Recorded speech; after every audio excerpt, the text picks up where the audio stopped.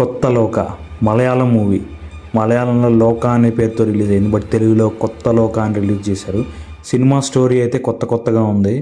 నాకైతే చాలా బాగా నచ్చింది. నీకు కూడా కొత్త కథలు, కొత్త సినిమాలు అంటే ఇంట్రెస్టా? అయితే ఈ సినిమాని తప్పకుండా చూడాల్సిందే. ఎప్పుడు లేని కాన్సెప్ట్తో మలయాళం వాళ్ళు కొత్తగా వచ్చారనమాట. ఈ సినిమా తీసుకుని వచ్చారు మన ముందుకి. దీంట్లో కళ్యాణి ప్రియదర్శన్ అద్భుతంగా యాక్ట్ చేసింది. స్టోరీ, దాన్ని ఎగ్జిక్యూట్ చేసిన విధానం, బీజిఎం అయితే ఒక లెవెల్లో ఉందని చెప్పాలి. నాలాగా నీలాగా సినిమాలు ఎవరైతే ఈ సినిమాని తప్పకుండా చూడాల్సిందే. ముఖ్యంగా దీంట్లో చంద్ర అనే ఒక క్యారెక్టర్ ఉంటుంది. ఆమె ఎక్కడి నుంచో ఒక ఊరికి వస్తుంది అనమాట. అక్కడ ఇద్దరు ఎదురింటి కుర్రాళ్ళు ఆమెకు లైన్ వేస్తూ ఉంటారు. బట్ అదేది పట్టించుకోదు ఆమె.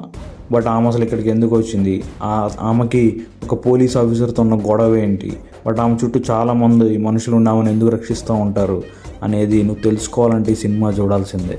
ఎందుకంటే ఇట్లాంటి కథలు నార్మల్గా రావు వేరే ఇండస్ట్రీల్లో. మలయాళం వాళ్ళు కొత్తగా తయారు చేసి ఒక కొత్త యూనివర్స్కి అయితే తెర లేపారనమాట. నీలాగా నాలాగా సినిమా లవర్ అయితే ఈ సినిమాని చూసి బాగా ఎంజాయ్ చేస్తారు. సో నువ్వు సినిమా లవర్ అయితే, నీకు సినిమాలంటే ఇంట్రెస్ట్ అయితే, కొత్త కథల్ని నేను చూస్తాను తప్పకుండా అంటే ఈ సినిమాని అయితే చూసేయి.